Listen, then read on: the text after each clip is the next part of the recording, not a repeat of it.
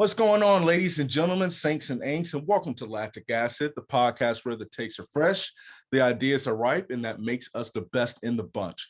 I am your host, Dominique Smith, and today I have one of the greatest professors, quite literally, in the history of the game. She has an award that proves it. I did look that up because every journalist, if you're a journalism student, you better do your research.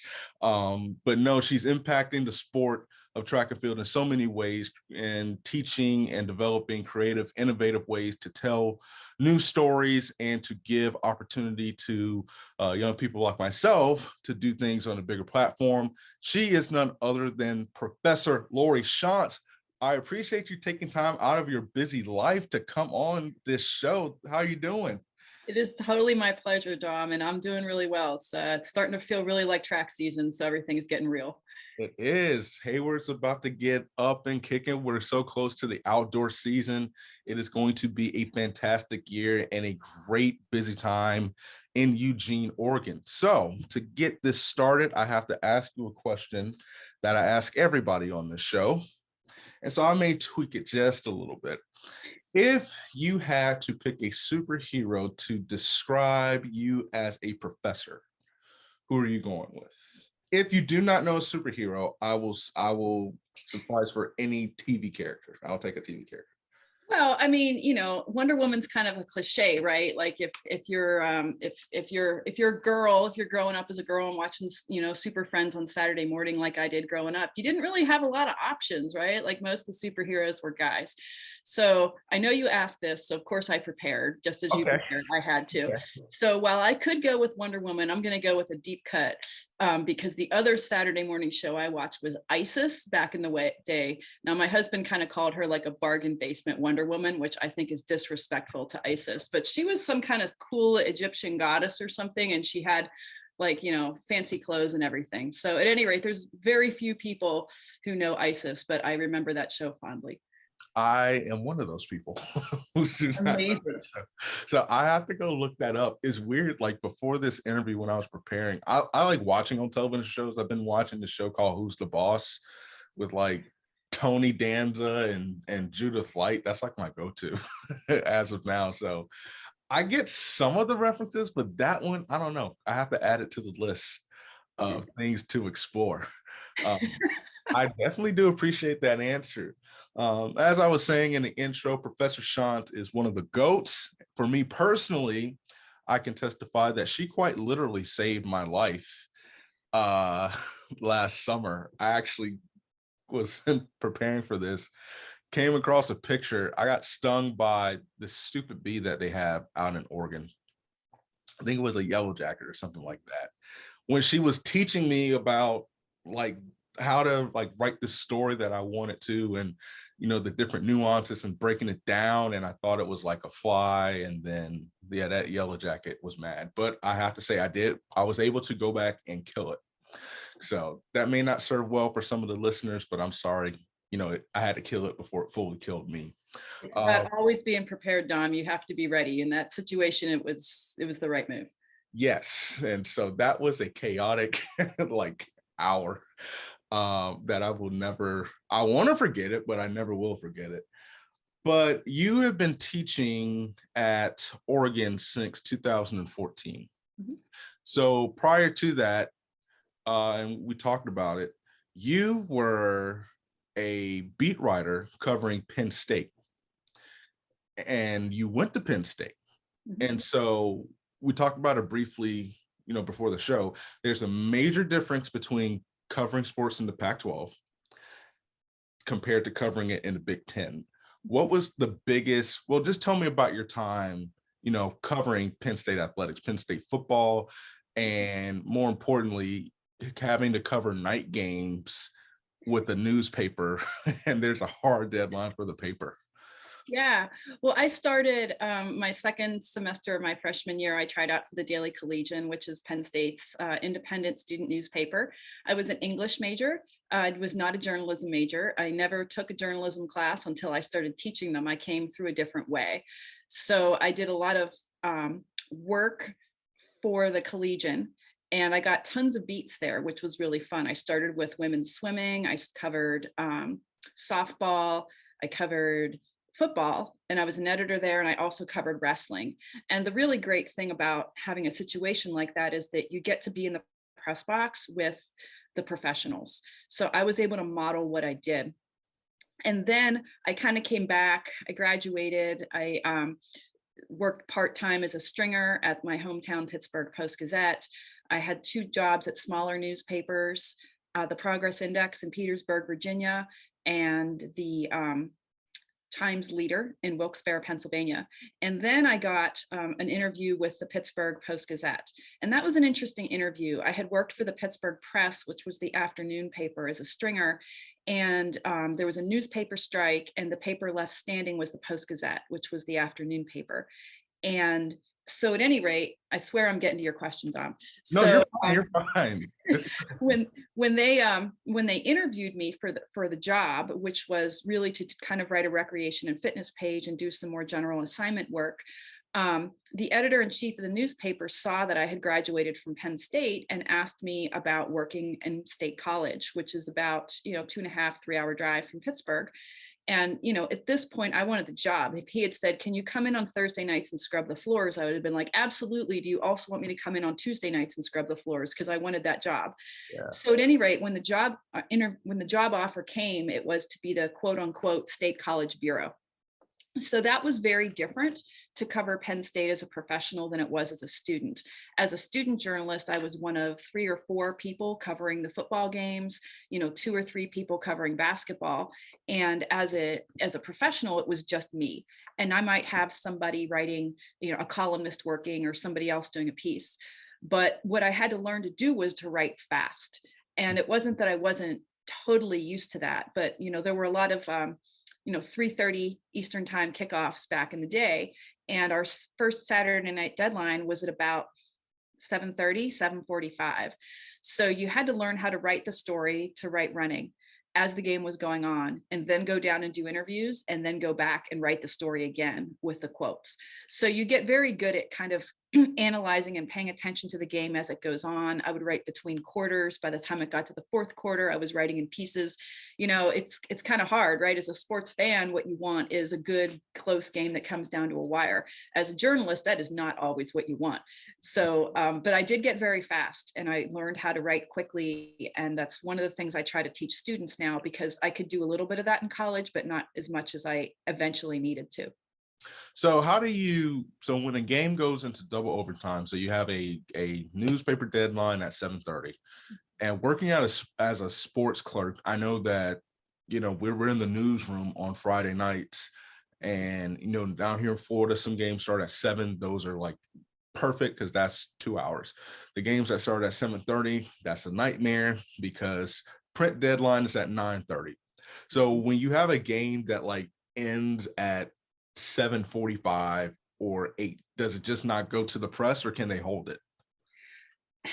It depends, right? And it depends how big it is. It depends what's going on. I was the Sunday sports editor at the Miami Herald for a period of time. And when we had an entire separate section on college football, and you would have like a Miami, Florida game that started at 8:00 Eastern, and it was literally not done in time to get in there. So you would have people write like running sidebars or notebooks, and you would plug the holes in the paper, and it would turn around, and you would fill it for the second edition. There were generally 2 or 3 editions that you could hit during the night. I mean, the story I always tell from Miami was during the Beijing Olympics, when Michael Phelps was going for his record medal, that race started at 11 p.m. Eastern time, and we needed to be literally off the floor, which meant like through the print area, like onto the page, by 11:20. And so what we actually did there was that the reporters on site, and we had both a columnist and a reporter, they both wrote ahead of time. And we edited half of their story with all the background information in it. We had a file where people were just tossing in big headline ideas, because it was certainly the big story of the day. And we had a whole file. Everybody on the copy desk, all the designers, any of the reporters who were paying attention, what we did was we had a big file, and here's options if he wins, here's options if he doesn't get it. So we had mock pages built up. We were ready for it. And then, our reporters on site did an incredible job of just quickly writing it, resending the top of the story at about 11:15, and we got it onto the page really quickly. And it's a huge adrenaline burst, right? Like you have to get through that. And then, I routinely worked at that job until, I would get home at 3 a.m. or something like that. And you can't sleep because, you're all jacked up on this adrenaline to get things done.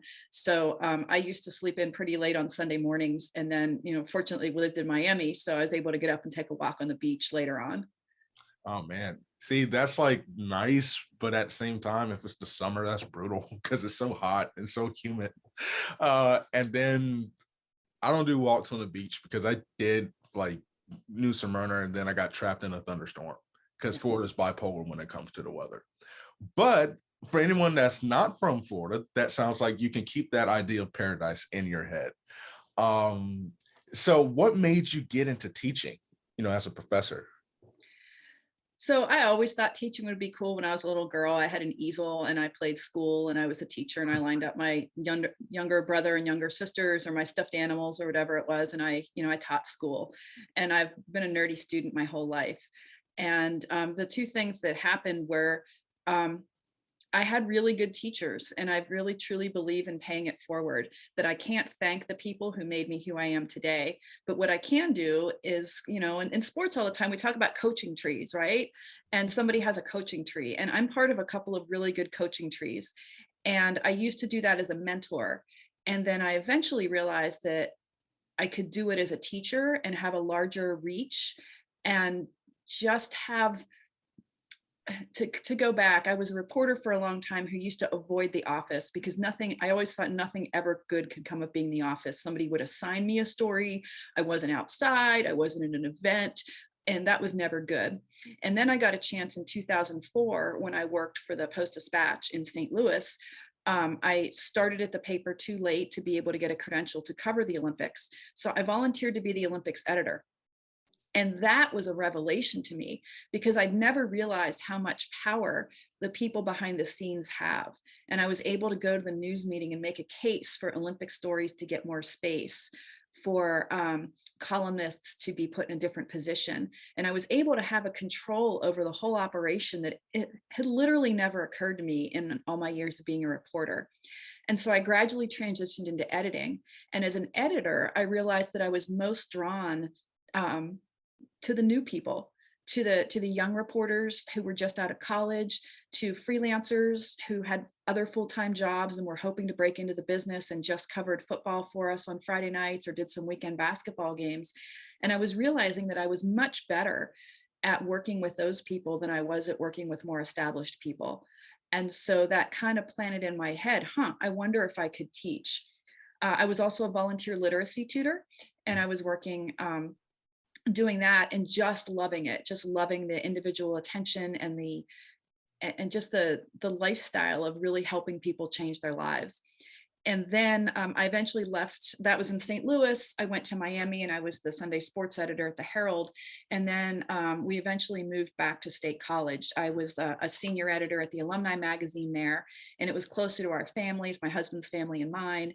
And, it got us out of a newspaper industry that was really struggling to keep middle managers, which is where I was at that time, that was a kind of a stressful time because, newsrooms were shrinking.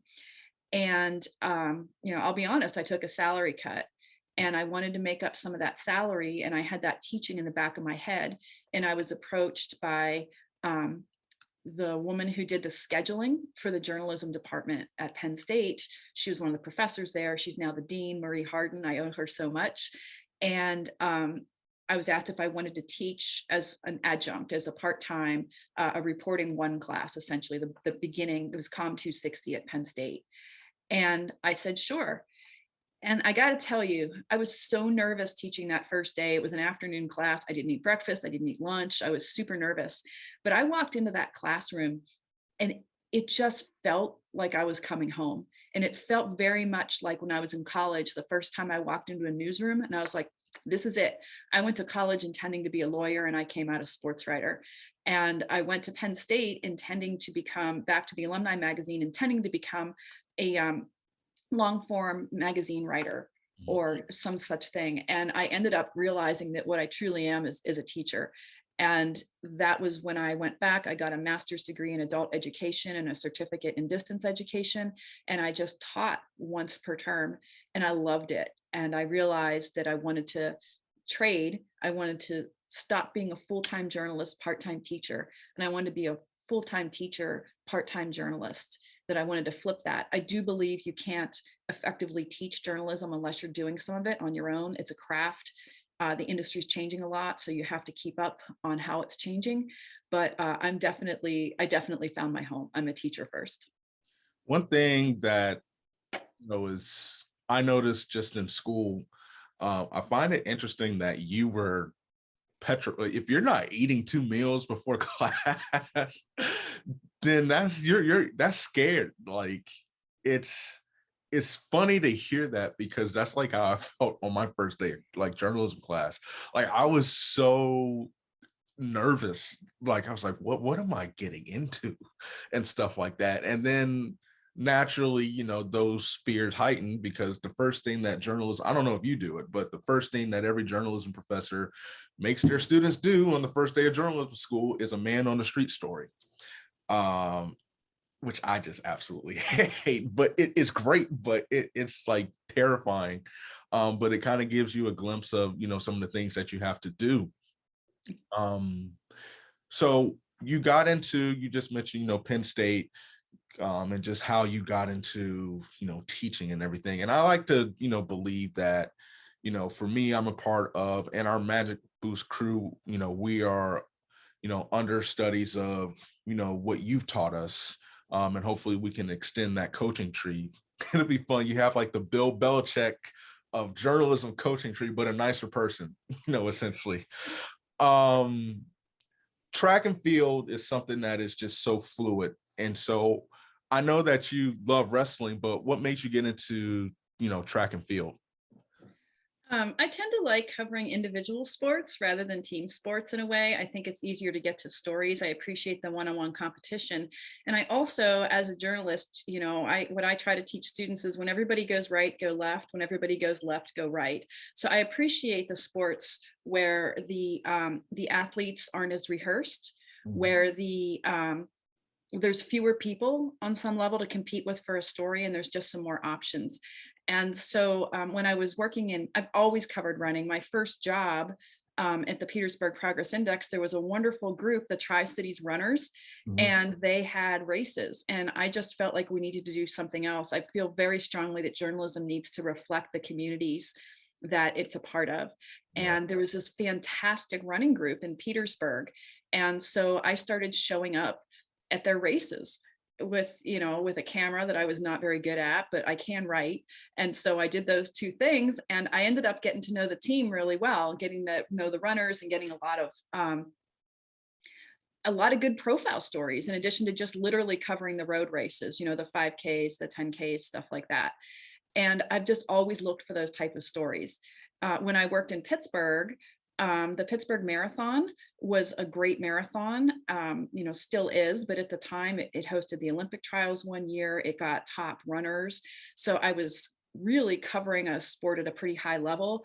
There's also a 10K in Pittsburgh, the Great Race, which finishes on a downhill. So it gave you fast times, tore up your legs a bit, but also got you some fast times. And so it was, we get a lot of strong runners who came there looking for a PR or looking for something. So what happened while I was there is that I just got into those sports. Like anything else you're covering as a beat, you start to develop an interest in it. You start to develop an expertise. I started to cover the local running community. One of my jobs in Pittsburgh was to do a fitness and recreation page that walks you right up against triathletes and ultra runners and all sorts of interesting people. So that's what I did. And then, I was able to cover the Olympics 4 times when I worked at the Post-Gazette. And the first one was Atlanta. And I covered the women's marathon. And it was the first, I covered the men's too. I covered, a lot of different events, but I covered a lot of track and field there. And it was fun. It was big time. It was amazing athletes. It was good stories. And so at that point, I just kind of kept paying attention to the sport and looking for opportunities to write about it because it was so fun. And when I came here to Oregon, I was like, well, hey, if you're going to understand Eugene, Oregon, you kind of have to understand track and field. That's part of this community. Yeah. So I pitched the idea of teaching a track class because I thought that at the time it was no more than, look, this is a big thing that happens in this community on our campus. Literally, Hayward Field is literally on the University of Oregon campus. It's a 5-minute walk or less from the journalism building. We should be there. We should be on top of that. And it's been able to turn into so much more that has been, truly special. And you're like in the trenches with your students. I noticed that at the Prefontaine Classic, they're getting interviews, they're in the media tent in the mix zone. And so the one thing, we kind of talked about, prior to this, and, we'll touch back to the track and field aspect in a second, was that journalism is, I don't want to say it's a revolving door, but it's like, it's crazy how fast it's evolving, especially covering sports, because, with the Magic Boost program, I was on the phone, with my professor, former professor at UCF a few weeks back. And I said, this was 8 weeks of stuff that we did not really cover when I, was in journalism school, and I graduated in 2019. And there's so much that has changed since, I started in 2016, really 2017 was my first official class. And I was talking, with my professor. I remember everybody was like, you need to have your reporter's notebook. Like, this is your life and everything. And then 2017 turns into 2018 and it goes, you need to have your phone. This is your life, because you can capture so many moments on the spot. Social media is evolving, and it's just such a fast paced, fast twitch. It's more of a sprint, it seems, than it is more of a marathon. How are you able to keep up and incorporate the new things of journalism and how to tell stories, and how to, just some of the things that you taught me this summer? How do you tell stories in such a unique and creative way? How do you incorporate that, especially as you're trying to evolve with the times? So first of all, welcome to my existential crisis that I have several times a week, either in front of a class or, in a faculty meeting or in something like that. I mean, one of the ways that I do this is I am very transparent with students, and I tell them that the industry is evolving. I tell them that you're going to have to learn to be learners, that the most important thing that you can do is not learn how to use this piece of technology, which, whether that's a notebook or your phone or whatever else, the most important thing you can do is understand what journalism does. You have to understand why you're there. I spend a lot of time on the why before we get to the what. I do not send students out for person on the street interviews on the first day of class. I actually have them usually interview each other. But we get to that, believe me. But I don't start there, because I feel very strongly that you have to know the why before you know the what. And that way you can make choices as you go forward about what you're going to do and why. And so, I would actually say that learning journalism is like learning a multi-event, right? It's kind of like doing the decathlon. You have to do a lot of things. You have to do them all. And especially in sports journalism, you have to be able to write a quick game story, because there are still deadlines for dead tree newspapers. And because that's part of the job, you have to be able to live tweet, which is a completely different skill, but that most beat writers do that. You have to be able to conduct interviews. You have to be able to conduct them for podcasts, which might be different than for a directed story. You have to be able to listen, because people do so many different things, and it's easy to have a hot take in sports journalism. But if you're really listening, you can get beyond that. You have to have some audio skills. You have to be able to go on a talk show and be able to talk about your team. Most of the beat writers I know do like a, quick video afterward. I mean, I never had to do all of this stuff when I was in college. I literally wrote a story or multiple stories and went home. My first job, I did have to do everything. I took the photos, I wrote the headlines, I designed the pages. I chose the stories. I literally did everything except develop the film. And that was really good practice for, I say I was multimedia before anybody was calling it that, but my multimedia included organizing box scores for the page and agate page and doing other pieces like that. So I guess I would say that, what I'm trying to, you have to be able to do all the things. You're not going to be able to do them all as well, right? So like if you're Ashton Eaton, maybe the jab isn't your best event, but you still have to do well enough at it and get enough points that it puts you on somewhere. So if you think about that, here's all the tools I need to be a sports journalist. Here are the ones I'm really good at.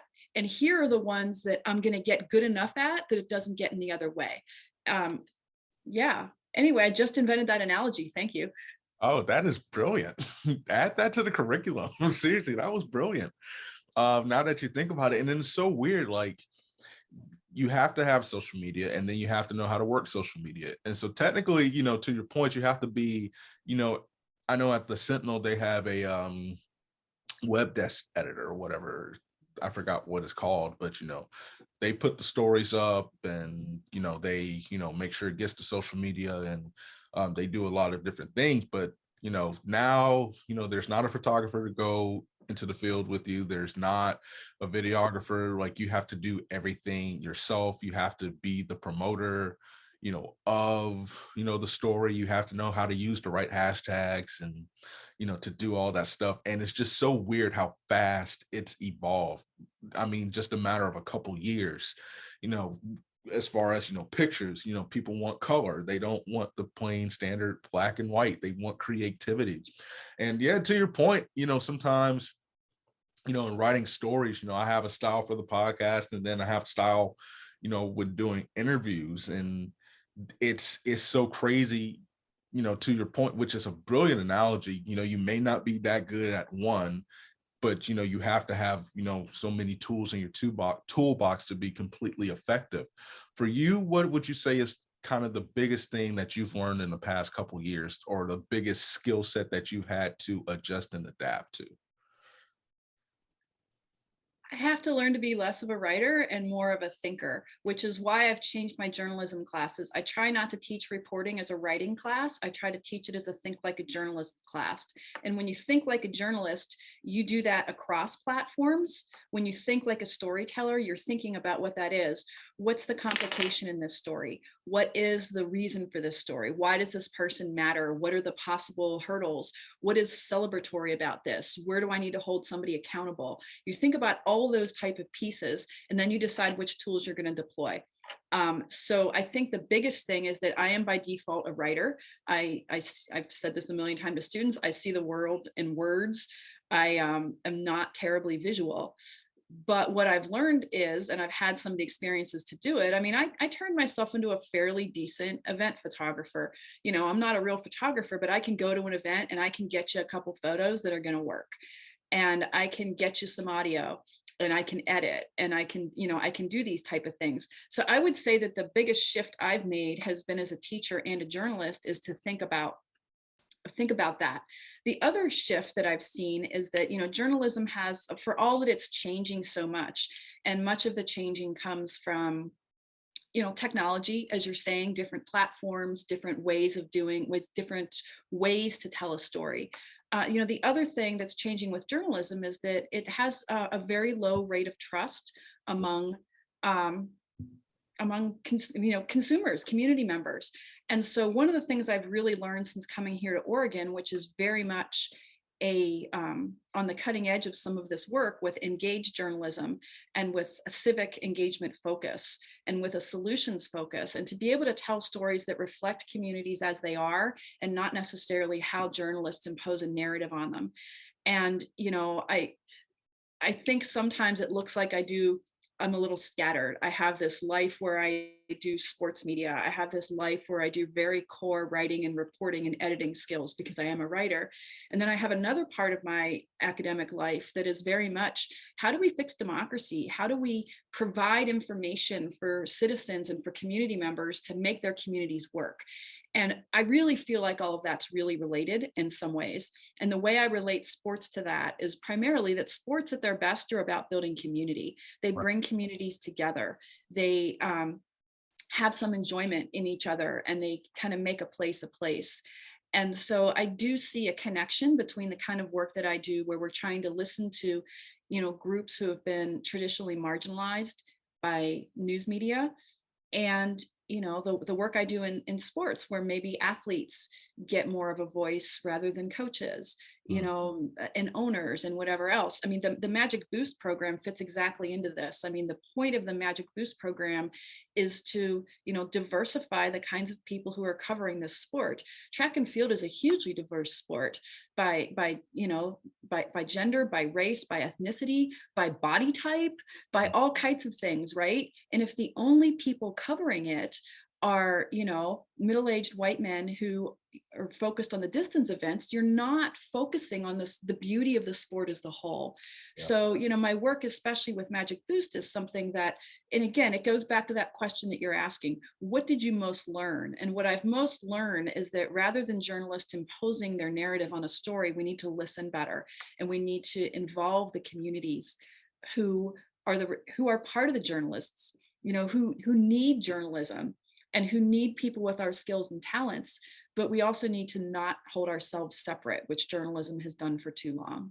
One thing that I learned from you before I got stung by that bee in our conversation, that goes back to, you know, what you just said, was to be a thinker, but to be, and then the hard part about that is you have to be a fast twitch thinker.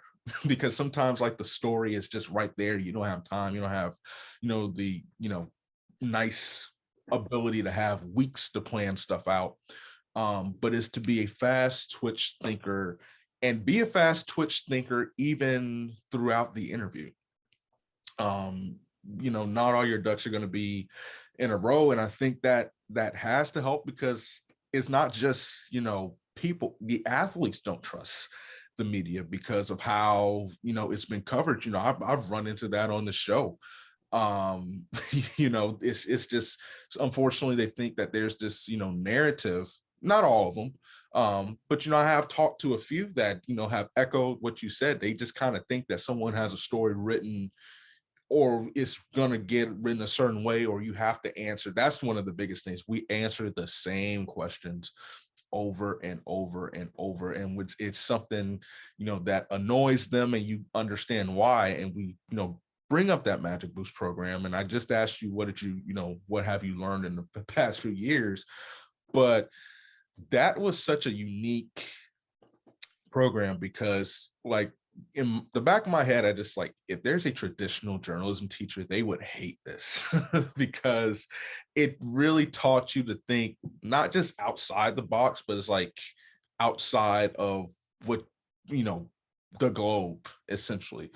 And I know that you sent us a survey asking, you know, things that we learned, but I'm actually curious, as someone who was one of the leaders of the program, you know, what is something that you've learned, or that you learned, you know, from the program, especially since round 2 is kicking off pretty soon?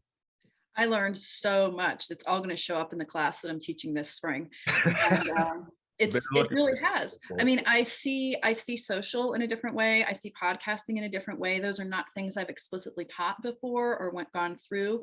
I've seen the power of something quick, you know, of being able to turn something around. And again, it's a manner, you know, I think my class right now might be a little frustrated with me, but I don't teach interviewing as asking questions. I teach it as listening.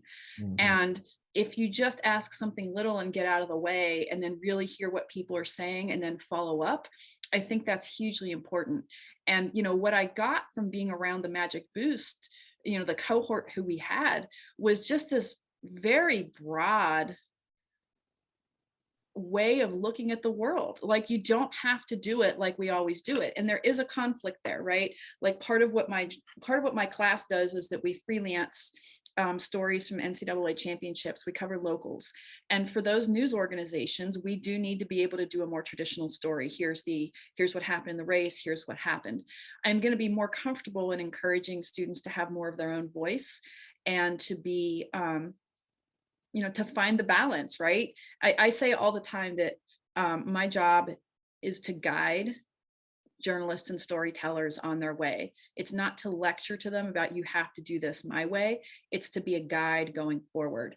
And I think Magic Boost, because of the whole team, you know, the leaders of the program, all of you who took part, was just, I have a whole notebook of stuff. Like, I'm going to try this. I learned this. I'm going to try something else, and we'll see what happens. And, you know, the other important thing is you have to be not afraid to fail, that's okay.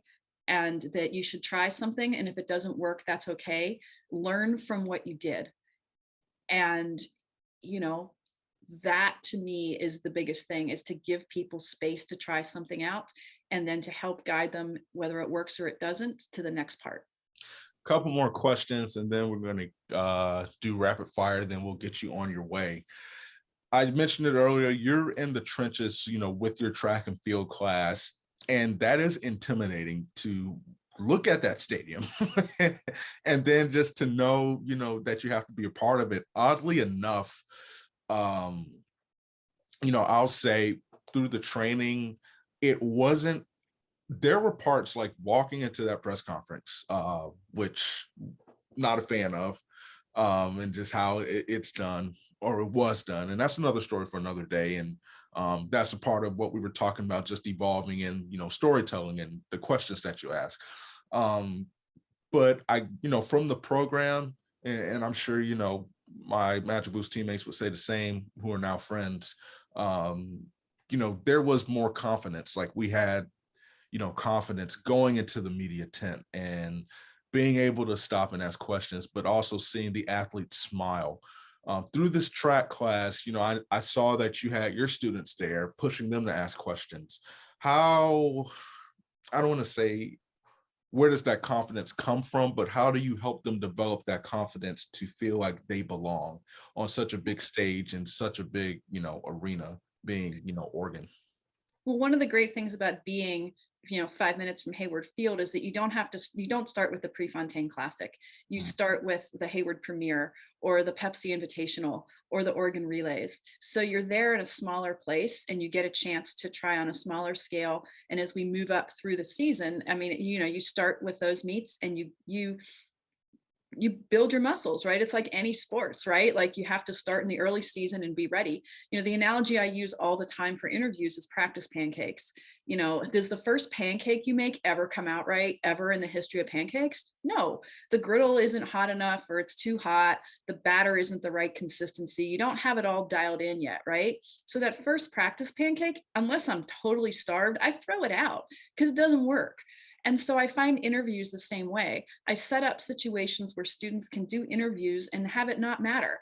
If they mess it up, if it feels weird, it's okay. And you know what? You might decide you're going to use it anyway, right? Like if you're hungry enough, you eat the pancake and, you can decide what you're going to do. And then as you go through, what you learn to do is you get better at it. It's like any craft, that the more you practice it, the better you get. By the end, my pancakes rock. My pancakes were not so good when I started. So I think that's part of it.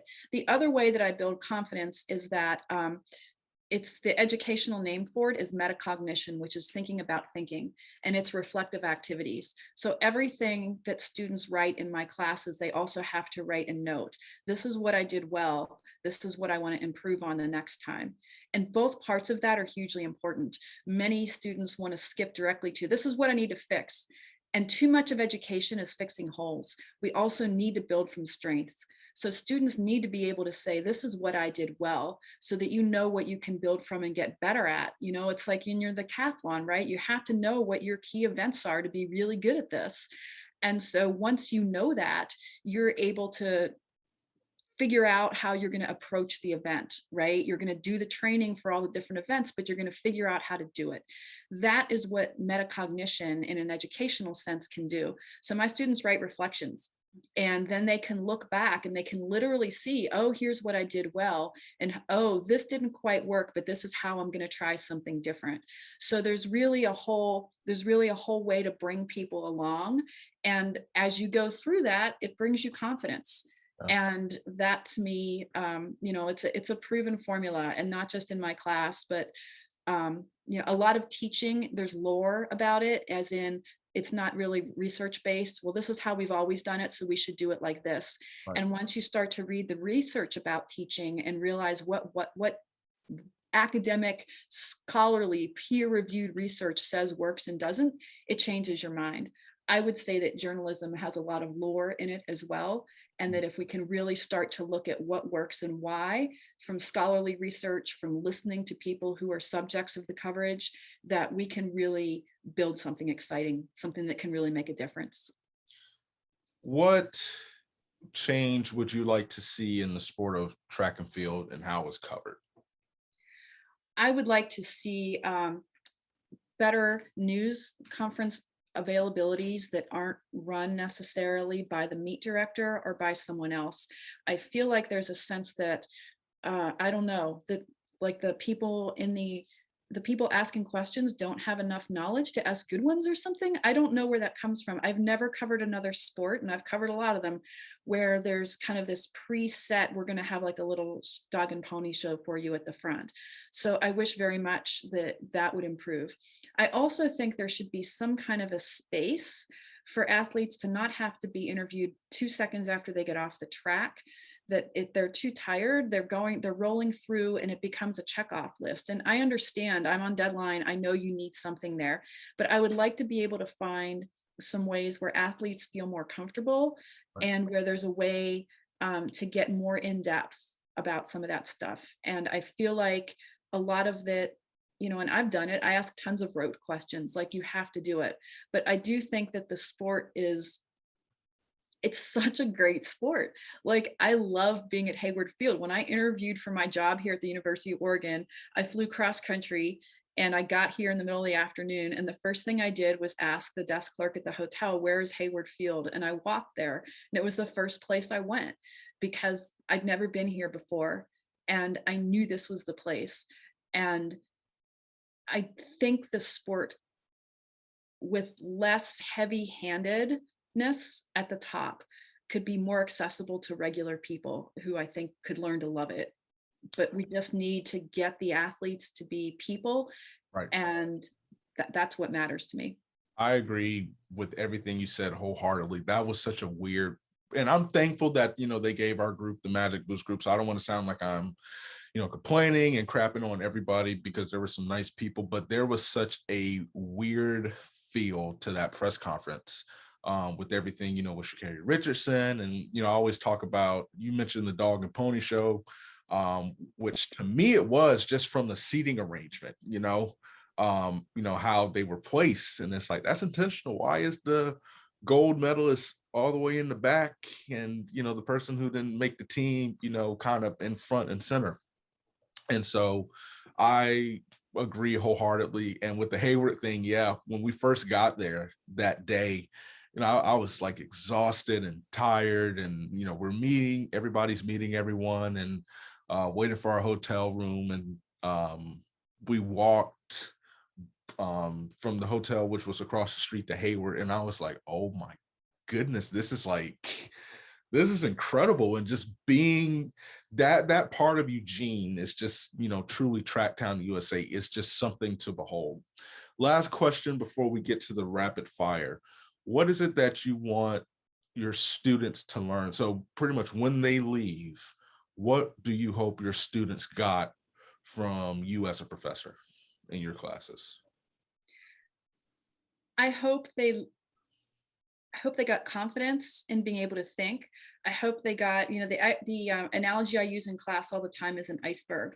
That an iceberg is powerful because so much of it is under the surface. You can only see the tip of it, but it's what's below the surface is what you can't see. And I feel like my job, especially when I teach core writing and reporting classes, is to broaden their iceberg, to give them a really deep sense of why the work we do matters and some of the ways that you can do it. I don't want to turn out a whole room of Loris. Like, we don't need that. Like, that's just not what's necessary at all. I hope what I do is that they're able to take what I teach them and add it to themselves and be able to come up with something new and exciting. And I hope they felt like they were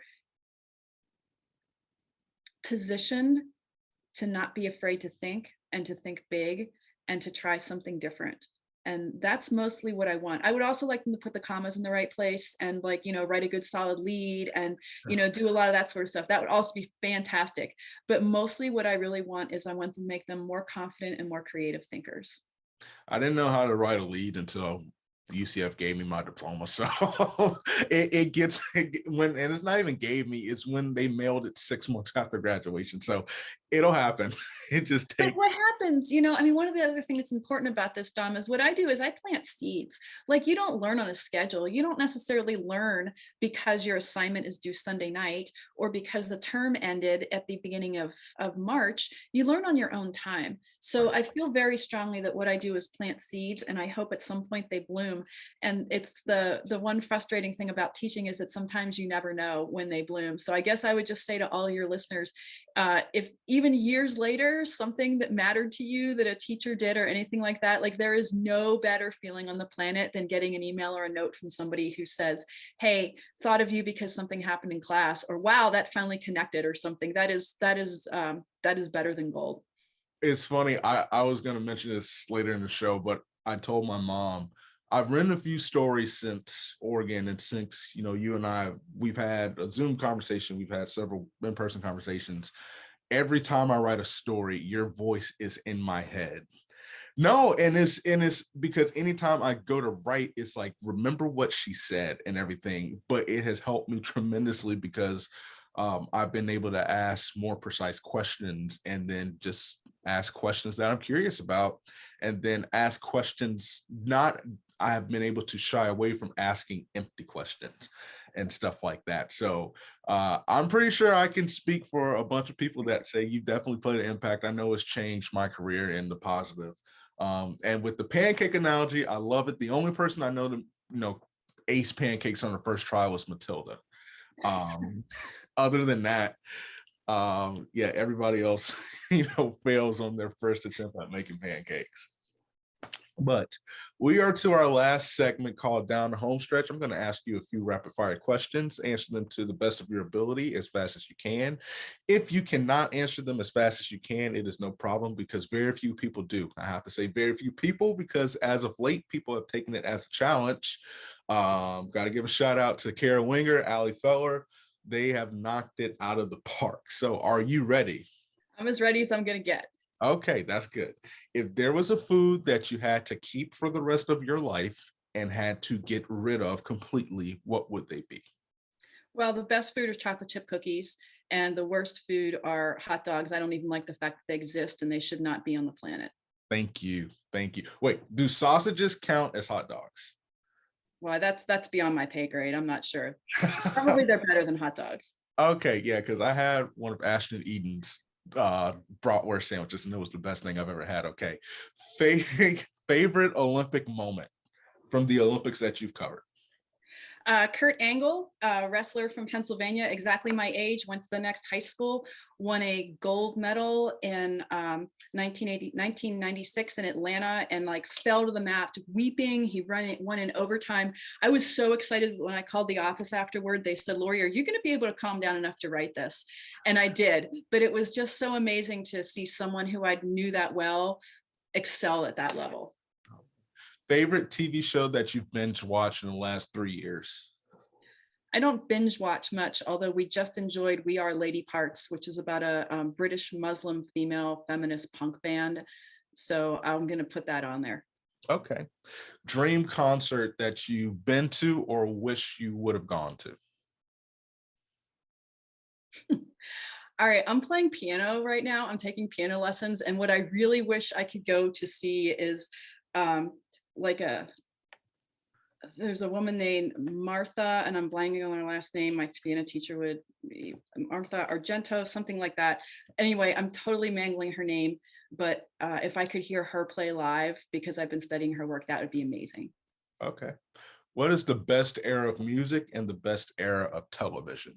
Oh, well, the best era of music is obviously the 1980s. I mean, that's just it. I know Gen X just gets, we're just skipped over. We've like gone from boomer to millennial without, remembering like, hey, hello, we're Gen X here. So clearly 80s pop is the way to go. Who's the go-to band? Oh my gosh, there's like so many go-to bands, Dom. Like you can't even pick a band. It's just like the entire thing. I guess I would, you want me to give you some options? Give me some options and I'll give you a yes or no. How's that? Let's go Poison. Let's go Hall & Oates. Let's go, there's a band called Ambrosia. Let's go Billy Joel. Let's go. Oh boy, U2. Somebody. Well, hey, I have a soft spot for Billy Joel for a lot of reasons. I feel like you're skipping like the Bangles, who were great. I feel like, there's a lot of good stuff. I also got to go with Prince, because Prince is the print, like the king, right? So let's toss him in there too. Okay, this is just a bonus because you just mentioned my man Prince. Give me two top two Prince songs that don't get the respect that they deserve. Oh man, don't get the respect. I feel like, well, I don't know, Raspberry Beret was a big one on the band bus back in the day, so I feel like that's not there, but I feel like his stuff does get like gets a lot of love. I mean, if the stuff that's on my playlist, if I'm working out or something like that, I always have to make sure Little Red Corvette's on there because it's great. My two would be Kiss. He had the quote of the century: "Act your age and not your shoe size." And then I Want to Be Your Lover. Okay. Two good ones. I like it. It was a couple more questions. Spiciest hot take, track and field hot take that will not get you canceled. Oh man. It could be as simple as "this deserves respect" or anything like that. I would say that we need to show all of the field events and not just random stuff later. My hot take is more field event narrative style coverage definitely necessary. Amen to that. Amen to that. Last question. Why is Hayward the place to be when it comes to track and field? Hayward is the place to be because of the people who come there. It's because people care about the sport, and it's because it does. Look, I banned the phrase Hayward Magic in class. I mean, I just banned it. Like, it's a cliche. It doesn't mean anything when you're there. But I will have to say that in any sport that I've covered, that it's the knowledge of the people in the stands who understand what's happening on the field that makes different. I'm from Pittsburgh. Pittsburgh gets football. You go to an NFL game in Pittsburgh, you're around people who understand the game. I worked in St. Louis. That's baseball town. That's the Cardinals. Those are people who know the game. And I would say that the thing about Hayward is that the people in the stands rise to the moment because they know when something's cool happens, and it's impossible to not feed off of that. Professor, you have just completed down the home stretch. You aced it, even with a couple of distractions, because you mentioned some good bands. I had to go further into that. Definitely appreciate it. Where can everybody find you? Find me? Well, they can find me at SOJC Track, which is my class's website, and we'll start start posting stories on there in April when the outdoor season starts and we're back here. That's the biggest place to find me right now. You can find me on Twitter at Lori Shontz. I'm usually lurking, but I occasionally post, and it's a good place to be. So we can find the work on SOJC. And you can find my students' work there. Yes, that's the best place to find it. Professor, thank you for taking time out of your busy schedule to come on this show. If you like this show, do me a favor, subscribe on Apple, Google Podcast, Pocket Cast, and Spotify. And if you could leave a nice rating if you enjoyed it, I'd appreciate it because it helps the algorithm and it helps other people find the show. Follow us on social media. Instagram, Lactic Acid Podcast, Twitter, Lactic Acid _pod. I'm on TikTok, don't know how to use it. Can't promise I'll have it too much longer, but I would like you to follow me on Lactic Acid Podcast. And if you are interested in sponsoring the show, shoot me an email at lacticacidpodcast@gmail.com. Would love to talk with you, would love to work with you. Until next time, we will catch you later.